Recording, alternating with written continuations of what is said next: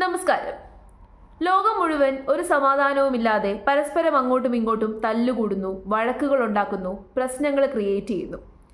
സത്യത്തിൽ ഇതൊക്കെ ആർക്ക് വേണ്ടി, എന്തിനു വേണ്ടി എന്നാകും സാധാരണക്കാരായിട്ടുള്ള നമ്മളെപ്പോലെയുള്ളവരുടെ ചിന്ത. ഇതിൽ ഏറ്റവും കൂടുതൽ സഫർ ചെയ്യുന്നത് നമ്മൾ തന്നെയാണ്. സ്ത്രീകളും കുട്ടികളും കുഞ്ഞുങ്ങളൊക്കെ ബലിയാടാക്കപ്പെടുകയാണ്. അവരെ ബലിയാടാക്കുന്നത് വലിയ വലിയ ആൾക്കാർ. അവരുടെ താല്പര്യങ്ങൾ സംരക്ഷിക്കാൻ വേണ്ടിയിട്ടും അവരുടെ നേട്ടങ്ങൾക്ക് വേണ്ടിയിട്ടും സാധാരണക്കാരെ ബലിയാടാക്കിക്കൊണ്ടിരിക്കുന്നു. അവസാനം എന്ത് അവശേഷിക്കും? സമാധാനമില്ലായ്മ. അത് മാത്രമാണ് അവശേഷിക്കുന്നത്. ഇപ്പൊ തന്നെ എന്തൊക്കെയാണ് നടക്കുന്നത് എന്നുള്ളത് നിങ്ങൾക്ക് അറിയാമായിരിക്കും. എൻ്റെ തലയുടെ മുകളിൽ കൂടെ വരെ മിസൈൽ പോകുന്നുണ്ട്. ആ സമയത്താണ് ഞാൻ ഇരുന്ന് സംസാരിക്കുന്നത്. അപ്പോൾ ഈ സമാധാനമില്ലാത്ത ഇത്തരം അന്തരീക്ഷത്തിൽ ശരിക്കും പറഞ്ഞു കഴിഞ്ഞാൽ സമാധാനം പുലരണമെന്നുണ്ടെങ്കിൽ എന്താണ് ആവശ്യം? മനസ്സുകൾ തമ്മിലുള്ള ഒത്തൊരുമ, മനുഷ്യന്മാർ തമ്മിലുള്ള പരസ്പര വിശ്വാസം, സൗഹാർദ്ദം, മതങ്ങൾക്കപ്പുറം ബാക്കി എല്ലാ കാര്യങ്ങൾക്കും ഒക്കെ അപ്പുറം, രാഷ്ട്രീയങ്ങൾക്കൊക്കെ അപ്പുറം ഒത്തൊരുമയുണ്ട് എന്നുണ്ടെങ്കിൽ ഇത്തരം പ്രശ്നങ്ങളൊന്നും തന്നെ ഉണ്ടാവില്ല. നമ്മുടെ നാട് തന്നെ എടുക്കാം. നമ്മുടെ നാട്ടിൽ വലിയ വലിയ പ്രശ്നങ്ങൾ ഉണ്ടാകേണ്ട സാഹചര്യങ്ങൾ ധാരാളമാണ്. കാരണം പല മതസ്ഥർ ഒത്തൊരുമിച്ച് ജീവിക്കുന്ന ഒരു നാടാണ്. അപ്പോൾ അവിടെ പ്രശ്നങ്ങൾ ഉണ്ടാകുക എന്ന് പറയുന്നത് വളരെ എളുപ്പമാണ്. നിസ്സാര സമയം മതി പ്രശ്നങ്ങൾ ഉണ്ടാവാൻ. പക്ഷേ അവിടെ പ്രശ്നങ്ങൾ ഉണ്ടാവാതെ ഇരിക്കാനുള്ള കാരണം എന്താണ്? മനുഷ്യന്മാർ തമ്മിലുള്ള ഒത്തൊരുമയും സ്നേഹവും സൗഹാർദ്ദവും ഒക്കെ തന്നെയാണ്. കേരളത്തിൻ്റെ കാര്യം എടുത്തു കഴിഞ്ഞാൽ ഇപ്പോൾ ആ സൗഹാർദ്ദം ഇല്ലാതെയാക്കാൻ വേണ്ടി പല ആൾക്കാരും ശ്രമിക്കുന്നുണ്ട്. കേരള സ്റ്റോറി എന്ന് പറയുന്ന സിനിമ അതിന് ഉദാഹരണമാണ്. എന്നാൽ കേരളീയർ അത്തരം ഹെയ്റ്റ് സ്റ്റോറികൾ സ്വീകരിക്കില്ല എന്ന് ഇതിനോടകം തന്നെ തെളിയിച്ചു കഴിഞ്ഞു. ആ സിനിമയുടെ ഷോയിൽ കയറാൻ ആളില്ലാതെ പല ഷോകളും റദ്ദാക്കേണ്ടി വന്നു. ഒന്നോ രണ്ടോ ആൾക്കാർ മാത്രമാണ് ആ ഷോ കാണാൻ വേണ്ടി തിയേറ്ററുകളിലേക്ക് ചെല്ലുന്നത്. അത് സത്യത്തിലൊരു അത്ഭുതമാണ്. ഈ കാലഘട്ടത്തിലും കേരളീയർ അവരുടെ മൂല്യം ഇങ്ങനെ ഹോൾഡ് ചെയ്ത് പിടിക്കുന്നുണ്ട്, വളരെ സ്ട്രോങ് ആയിട്ട് പിടിക്കുന്നുണ്ട്.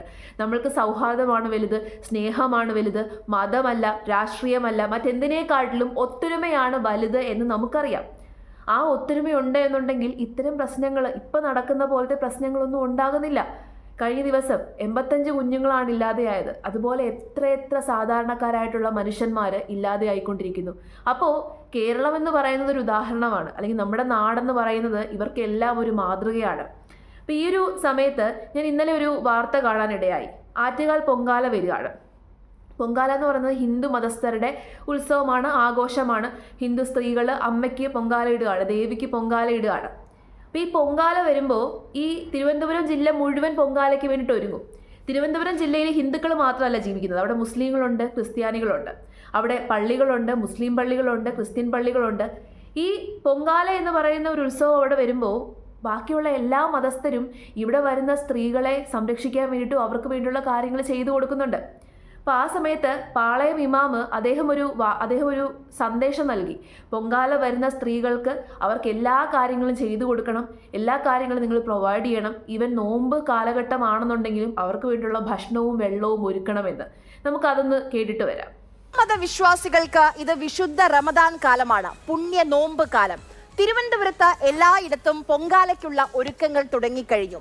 തെരുവ് വീഥികൾ പൊങ്കാല കലങ്ങൾ കൊണ്ട് നിറഞ്ഞു തുടങ്ങി. കഴിഞ്ഞ തവണയും റമദാൻ നോമ്പും ആറ്റുകാൽ പൊങ്കാലയും ഒരുമിച്ചാണ് വന്നത്.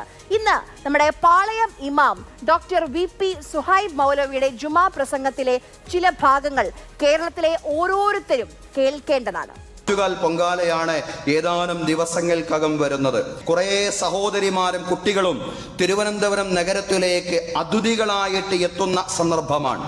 അവരുടെ ഏറ്റവും നല്ല ആതിഥേയരായിട്ട് മാറാൻ നമുക്ക് സാധ്യമാവണം. കുടിവെള്ളവും റമദാൻ വിഭവങ്ങളുമെല്ലാം അവർക്ക് നാം സമ്മാനിക്കണം. അവർക്ക് വിശ്രമിക്കാൻ സൗകര്യം ചെയ്തു കൊടുക്കണം. നമ്മുടെ മസ്ജിദുകളും വീടുകളുമെല്ലാം അവരുടെ മുമ്പിൽ പൂർണ്ണമായും തുറക്കപ്പെടുന്ന ഒരു സാഹചര്യം തീർച്ചയായും ഉണ്ടാവേണ്ടതുണ്ട്.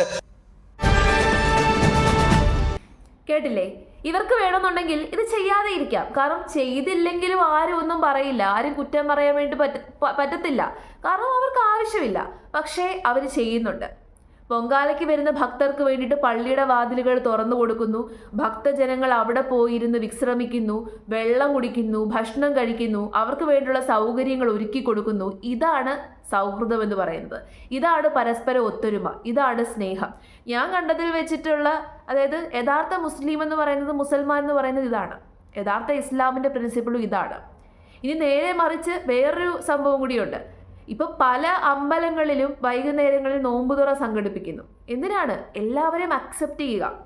അതായത് നമ്മളെല്ലാം പ്രാർത്ഥിക്കുന്നതും പൂജിക്കുന്നതും ഒക്കെ പല നാമങ്ങളിലാണെന്നുണ്ടെങ്കിലും പല രീതിയിലാണെന്നുണ്ടെങ്കിലും അൾട്ടിമേറ്റ്ലി എല്ലാം ഒന്നാണ് എന്നുള്ള സത്യം മനസ്സിലാക്കുന്ന മനുഷ്യന്മാർ പരസ്പരം അങ്ങോട്ടും ഇങ്ങോട്ടും സ്നേഹിക്കും, ബഹുമാനിക്കും. അവരുടെ ഇടയിൽ ബഹുമാനമുണ്ടാകും. ഒന്നും വെട്ടിപ്പിടിക്കാനില്ല. നമ്മൾക്ക് പരസ്പരം അങ്ങോട്ടും ഇങ്ങോട്ടും സ്നേഹിക്കുക, ഉള്ളതുകൊണ്ട് ജീവിക്കുക എന്നുള്ളതാണ് അതാണ് സമാധാനം. ആ സമാധാനമാണ് എല്ലാ മനുഷ്യർക്കും വേണ്ടത്. ഇപ്പം തന്നെ ഒരു യുദ്ധം നടക്കുമ്പോഴേക്കും ആർക്കും സമാധാനമില്ല. ആ ഒരു യുദ്ധം നടക്കുന്ന ആ ഒരു ഏരിയയിൽ ജീവിക്കുന്ന ഒരു മനുഷ്യന് സമാധാനമില്ല. ഉറങ്ങാൻ പോലും കഴിയുന്നില്ല. കണ്ണിൽ എണ്ണയൊഴിച്ച് കാത്തിരിക്കുകയാണ്, നേരെ എന്തെങ്കിലും പാഞ്ഞെടുക്കുന്നുണ്ടോ എന്നുള്ള ഭയത്തോടു കൂടിയിട്ട്. അപ്പം ആ ഭയം മനുഷ്യന്മാർക്ക് ആവശ്യമില്ല. ആ ഭയമില്ലാതെ കിടന്നുറങ്ങാൻ പറ്റുക എന്നുള്ളതാണ് ഏറ്റവും വലിയ കാര്യം. അത് വേണമെന്നുണ്ടെങ്കിൽ മനുഷ്യന്മാർ പരസ്പരം സ്നേഹിക്കാൻ തയ്യാറാകണം, അക്സെപ്റ്റ് ചെയ്യാൻ തയ്യാറാകണം. അക്സെപ്റ്റൻസ് ആണ് എല്ലാം. വെട്ടിപ്പിടിക്കുന്നതിന് പകരം പരസ്പരം അങ്ങോട്ടും ഇങ്ങോട്ടും ബഹുമാനിക്കുകയും സ്നേഹിക്കുകയും ചെയ്തു കഴിഞ്ഞാൽ ഇത്തരം പ്രശ്നങ്ങളൊന്നും ഉണ്ടാകില്ല. ആ ഉദാഹരണം നമുക്ക് കേരളത്തിൽ കാണാൻ സാധിക്കും. പള്ളിയിലാണെന്നുണ്ടെങ്കിലും അമ്പലങ്ങളിലാണെന്നുണ്ടെങ്കിലും മുസ്ലിം പള്ളിയിലാണെന്നുണ്ടെങ്കിലും എല്ലാവർക്കും എല്ലാം ഒരുപോലെയാണ്. എല്ലാവരും അങ്ങോട്ടും ഇങ്ങോട്ടും പരസ്പരം അംഗീകരിക്കുന്നു. മുസ്ലിങ്ങൾ നോമ്പ് തുറക്കുന്നു, അവരുടെ ആ ഒരു കാര്യത്തെ പലരും ബഹുമാനിക്കുന്നു. ഹിന്ദുക്കൾ ബഹുമാനിക്കുന്നു, ക്രിസ്ത്യാനികൾ ബഹുമാനിക്കുന്നു. അല്ലെന്നുണ്ടെങ്കിൽ അമ്പലത്തിൽ നോമ്പ് തുറ സംഘടിപ്പിക്കുന്നില്ലല്ലോ. ഇനി ഹിന്ദുക്കളുടെ ഉത്സവമായിക്കോട്ടെ, അവരുടെ ആഘോഷങ്ങളായിക്കോട്ടെ, ആചാരങ്ങളായിക്കോട്ടെ മുസ്ലിങ്ങൾ അക്സെപ്റ്റ് ചെയ്യുന്നു. അവർ അക്സെപ്റ്റ് ചെയ്യുകയാണ്. അല്ലെങ്കിൽ അത് അതുപോലെ പൂജിക്കണം, പ്രാർത്ഥിക്കണം എന്നല്ല. ഓരോരുത്തരും അവരവരുടെ വിശ്വാസങ്ങൾ, ആ വിശ്വാസങ്ങളിൽ ഊന്നി തന്നെ ആ വിശ്വാസത്തെ ബഹുമാനിച്ചു കൊണ്ട് തന്നെ പരസ്പരം അങ്ങോട്ടും ഇങ്ങോട്ടും സ്നേഹിക്കുന്നു. അതാണ് വേണ്ടത്. വിശ്വാസം എന്ന് പറയുന്നത് നല്ലത് തന്നെയാണ്. മതം എന്ന് പറയുന്നത് ഒരു തരത്തിൽ പറഞ്ഞു കഴിഞ്ഞാൽ നല്ലതാണ്. അതിന് നെഗറ്റീവ് സൈഡിലേക്ക് പോകാതെ ഇരുന്ന് കഴിഞ്ഞാൽ, തീവ്രമാകാതെ ഇരുന്ന് കഴിഞ്ഞാൽ മതം എപ്പോഴും നല്ലതാണ്. മതങ്ങൾ എപ്പോഴും മനുഷ്യന്മാരെ സ്നേഹിക്കാനും നല്ല രീതിയിൽ ജീവിക്കാനുമാണ് പഠിപ്പിക്കുന്നത്. അപ്പോൾ നല്ല രീതിയിൽ ജീവിക്കാൻ പഠിക്കുന്ന മതത്തെ നമുക്ക് അക്സെപ്റ്റ് ചെയ്യാൻ വേണ്ടിയിട്ട് സാധിക്കും. പിന്നെ എല്ലാം പ്രശ്നക്കാരെന്ന് പറഞ്ഞു കഴിഞ്ഞാൽ മതമല്ല, മനുഷ്യന്മാരാണ്. മതങ്ങളല്ല യഥാർത്ഥത്തിൽ പ്രശ്നം, മനുഷ്യന്മാരാണ് പ്രശ്നം.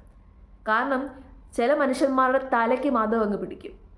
ഈ ആനയ്ക്ക് മതം ഇളകുന്നത് പോലെ, ആനയ്ക്ക് മതം ഇളകി കഴിഞ്ഞാൽ ചങ്ങലക്കിടാൻ വേണ്ടി സാധിക്കും. പക്ഷേ ചില മതമിളകിയ മനുഷ്യന്മാരെ നമുക്കൊരിക്കലും ചങ്ങലക്കിടാൻ വേണ്ടി സാധിക്കത്തില്ല. അവരെന്ത് ചെയ്യും? അവരിങ്ങനെ ആൾക്കാരെ നശിപ്പിച്ച്, മറ്റുള്ളവരെ ഉപദ്രവിച്ച്, മറ്റുള്ളവരെ സമാധാനം ഇല്ലാതെയാക്കി ഇങ്ങനെ പ്രശ്നങ്ങൾ ഉണ്ടാക്കിക്കൊണ്ടേയിരിക്കും. അത്തരം മനുഷ്യന്മാരെയാണ് നമ്മൾ സൂക്ഷിക്കേണ്ടത്, മതത്തെയല്ല. മതങ്ങൾ എപ്പോഴും സ്നേഹിക്കാനാണ് പഠിപ്പിക്കുന്നത്, ഒത്തൊരുമിച്ച് ജീവിക്കാനാണ് പഠിപ്പിക്കുന്നത്. ആ ഒത്തൊരുമ നമ്മളുടെ മനുഷ്യന്മാരിൽ കാണാൻ വേണ്ടി സാധിക്കും. വിവരവും വിദ്യാഭ്യാസവും എന്ന് പറയുന്നത് അതിനൊരു വലിയ ഘടകമായിട്ട് മാറുന്നൊരു കാര്യമാണ്. വിവരവും വിദ്യാഭ്യാസവും ഉള്ളവർ പരസ്പരം അങ്ങോട്ടും ഇങ്ങോട്ടും കലഹിക്കത്തില്ല, സ്നേഹിക്കും, ബഹുമാനിക്കും. അപ്പോൾ ഈ സ്നേഹവും ഒത്തൊരുമയുമാണ് നമുക്ക് ഈ ലോകം മുഴുവൻ ആവശ്യം.